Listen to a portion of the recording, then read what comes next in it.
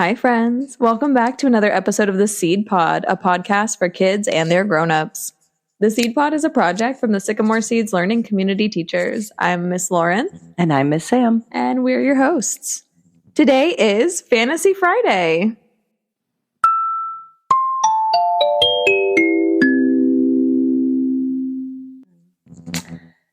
Today is October 17th, and on this day in 1931, that's 94 years ago for the folks at home, Al Capone, the famous gangster, went to prison for tax evasion.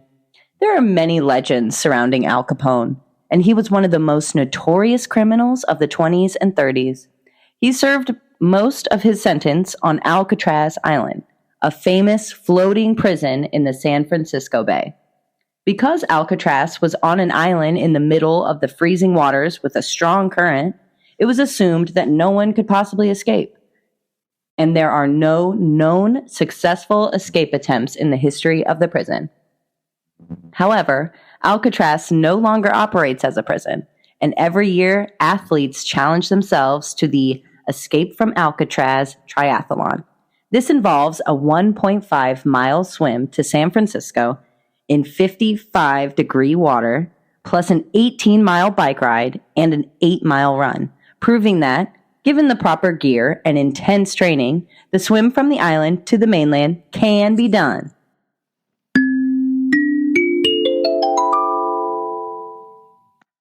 If today is your birthday, happy birthday!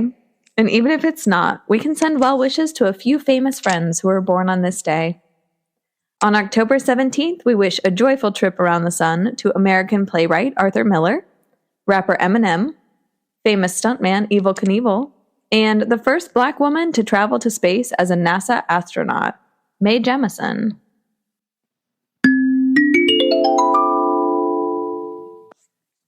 It's Fantasy Friday, the part of our show that explores different fantastical creatures, concepts, and lore. Because Halloween is just around the corner, we're going to talk about ghosts today. Specifically, I'm interested in the reason why they are wearing those white sheets all the time. According to my research, the answer is actually quite simple. Up until pretty recently, it was standard in European cultures to wrap the dead in a white piece of cloth that they called a burial shroud.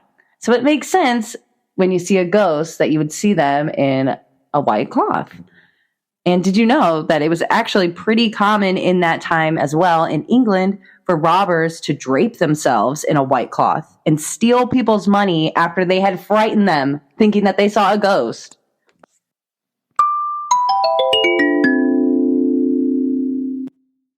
Now it's time for Story Corner, and we'll pick up where we left off yesterday in The Wonderful Wizard of Oz.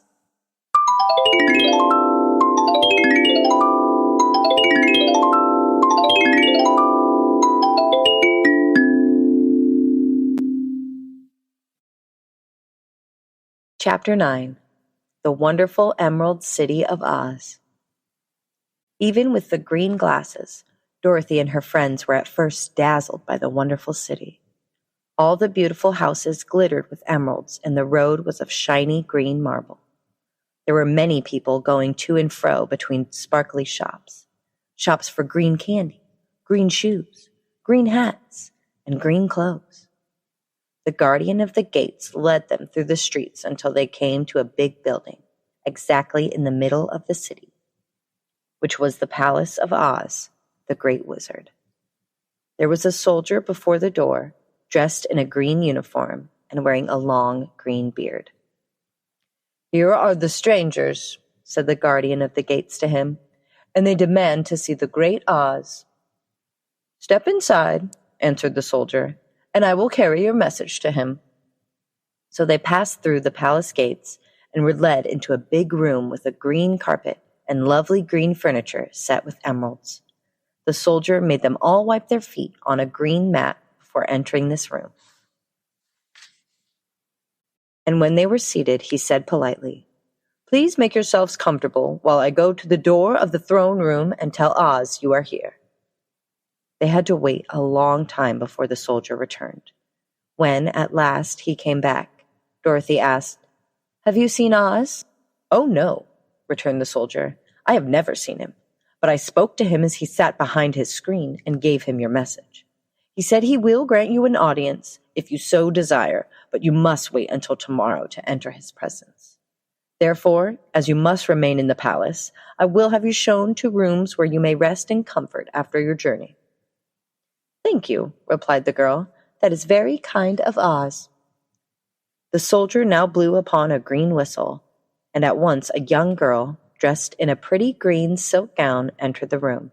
She had lovely green hair and green eyes, and she bowed low before Dorothy as she said, "Follow me, and I will show you your room." The next morning, after breakfast, the Green Maiden came to fetch Dorothy and dressed her in one of the prettiest gowns, made of green satin. Dorothy put on a green silk apron and tied a green ribbon around Toto's neck, and they started for the throne room of the great Oz. They waited in a great hall until a bell rang. The green girl said to Dorothy, "That is the signal. You must go into the throne room alone." She opened a little door, and Dorothy walked boldly through and found herself in a wonderful place.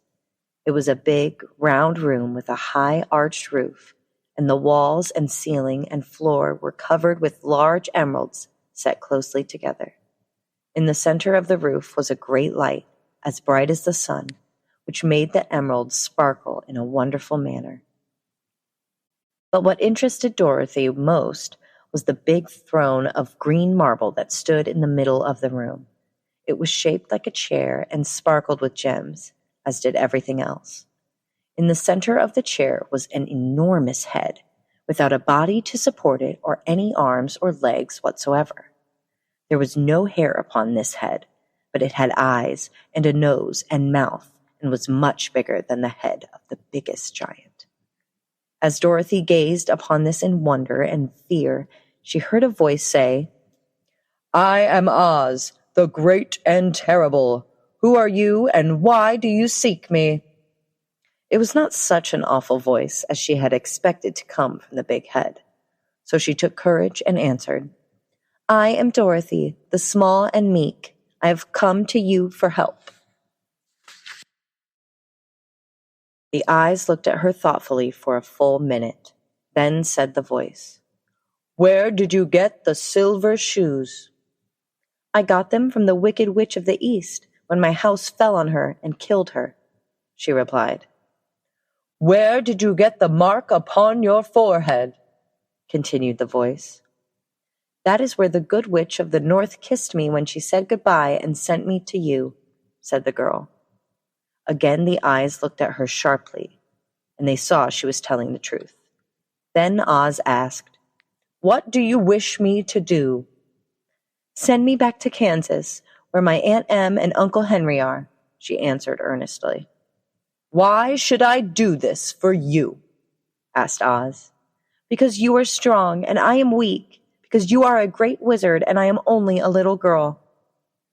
"But you were strong enough to kill the Wicked Witch of the East," said Oz. "That just happened," returned Dorothy simply. "I could not help it." "Well," said the head, "I will give you my answer. You have no right to expect me to send you back to Kansas unless you do something for me in return.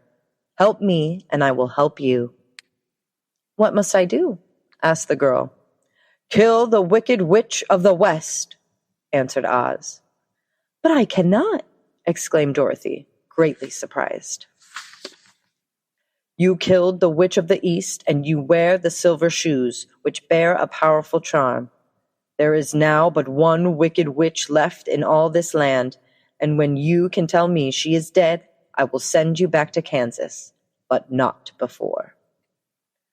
Sorrowfully, Dorothy left the throne room and went back where her friends were waiting to hear what Oz had said to her.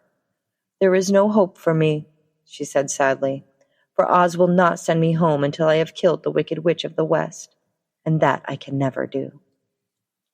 Next, the soldier with the green whiskers came to the Scarecrow, the Tin Woodman, and the Lion and said, "Come with me, for Oz has sent for you." So they followed him and were admitted into the great throne room, where they were surprised to find that before the throne there was a ball of fire, so fierce and glowing they could scarcely bear to gaze upon it. Then a low, quiet voice came from the ball of fire, and these were the words it spoke. I am Oz, the great and terrible. Who are you, and why do you seek me? The Scarecrow stepped forward and said, I am only a scarecrow stuffed with straw. Therefore I have no brains.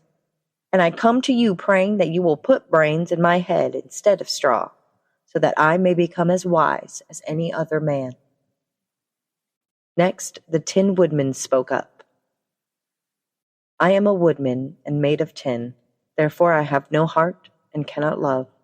I pray you give to me a heart, that I may be as other men are. And the Lion answered, I am a cowardly lion, afraid of everything. I come to you to beg that you give me courage, so that I may truly become king of beasts, as the men call me. Why should I grant you these things? Said Oz. Because of all wizards you are the greatest, and alone have power to grant our requests, answered the Lion.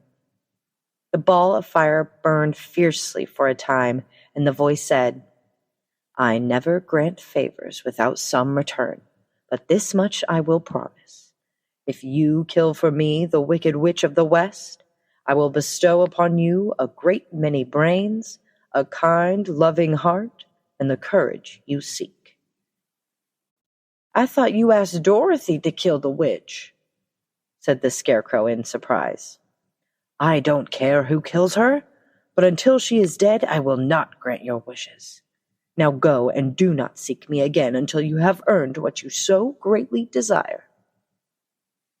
The Lion was angry at this speech, but could say nothing in reply, and while he stood silently gazing at the ball of fire, it became so ferociously hot that he turned tail and rushed from the room, his comrades close behind him.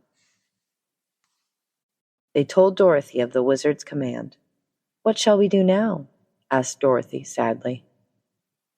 There is only one thing we can do, returned the Lion, and that is to leave tomorrow to seek out the Wicked Witch and destroy her.